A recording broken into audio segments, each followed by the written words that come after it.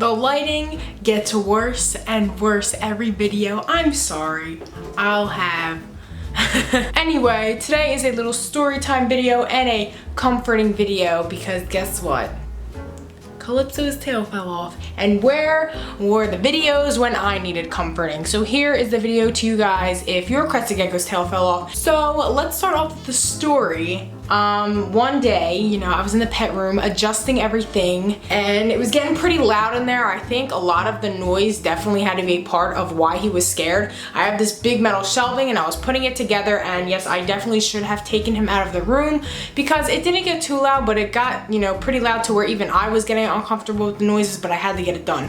I had to move tanks on the shelves. I had to move the shelves around. So I'm moving Calypso's tank. I got him a completely new tank. I don't know what size it is. I think it's like an 18 by 24 by 24, something like that. I don't know. But I got him a really new tank. Like, it's like Pimp My Crib. Like, I really decked it out for him. So I put new stuff in there. He's got a little background. I put new plants and everything. And I was going in to get his log because I bought a new log, but I wanted to use the same one he had in there and the same plants and stuff he had in his old tank, so it would be easier for him to get comfortable in there.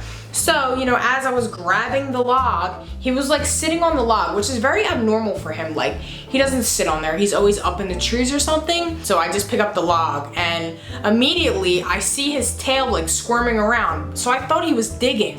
So I moved the log and I literally just see a tail. I'm like, oh my goodness. I bursted into tears. Let me tell you, I thought he was dying. There have been many occasions where I thought Calypso was dying. I'm surprised he's still living in my care. Honestly, I thought something was terribly wrong. Like, when I tell you I was freaking out, the world was spinning, I was shaking. I was like, what in the world is going on? I was like, whoa, I'm not gonna touch him or the tank. I let him be. I let him calm down for like an hour. And then I proceeded to move everything back into the vines in tears, still hyperventilating, still worrying about whether I'm a good owner or not. So some questions you may ask when your Crested gecko's tail falls off. Why does their tail fall off? So a Crested gecko's tail falls off if they feel like they are in a life-threatening situation. So yes, it can be due to noise. They could just do it on their own at night. It can be because of sudden movements. Basically anything that they would feel like they're in complete danger, that's why they would drop their tail. Basically when their tail falls off, this part, this tail back here, becomes open. So it's basically raw skin. And it takes a little bit to heal. It takes about, I think it took Calypso, I'm not sure, this is not exactly, this is about an estimate. I think I've noticed like a good change, a good healing within a week of Calypso's tail falling off. The tail literally sits there and squirms around like a worm because the nerves are still active.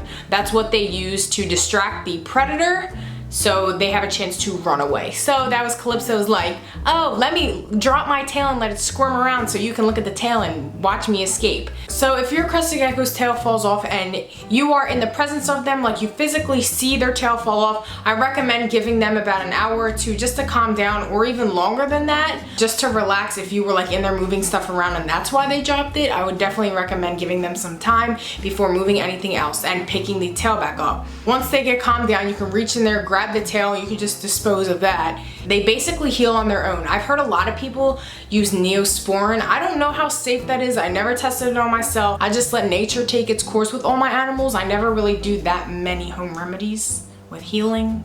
It's usually like the vet. But if you notice that it looks infected, so if it's like oozing stuff out or supposedly it turns an odd color, then yes, I would definitely go get it checked out by a vet. How do you prevent it from happening? So there really is no way to prevent it from happening. I mean, you can by making sure they're in a nice, quiet, calm environment and you're not always moving stuff around and just, you know, making them stressed out. Even sometimes they can do that at night if they startle themselves. Does it hurt my gecko? Surprisingly, no, this does not hurt your gecko when they drop their tail. It is simply just a defense mechanism. So just like a bearded dragon, as they puff their beard out or as they raise their tail or get darker, it doesn't hurt them. They're simply just doing it to make sure that themselves don't actually get hurt, so they're willing to just, you know, lose one of their limbs, right? And last but not least, am I at fault? Unless you're purposefully wanting your Crested gecko to lose its tail and you're literally just picking at it, no, you're not at fault. It is actually very common. I go to a lot of reptile expos, and most of them, none of the crested geckos have tails. It is very common for them to lose their tail. It's nothing to work yourself up over, because I know I get like that a lot. Like, I've had, you know, fish in the past, and some people might say, oh, it's just a fish and it died or whatever, but that literally is like everything to me. Like, I feel like I'm completely at fault, and that's definitely not the way to feel about anything. Like, please take advice from me.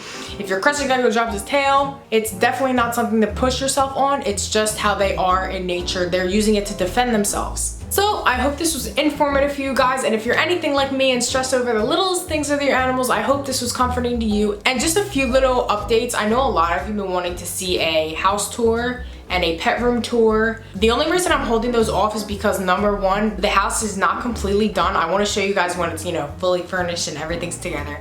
And second, the pet room, I don't want to show you till I get all the pets. So as I'm planning, I want an axolotl and a blue-tongued skink ASAP. I want the axolotl now if I can get it, but it's hard to save up money because I have a lot of other stuff to pay for, so I'm trying to get there. So guys, don't worry, it's coming soon. And the pet morning or night routine, again, I'm going to make another one, but I just want to wait till I have all the animals.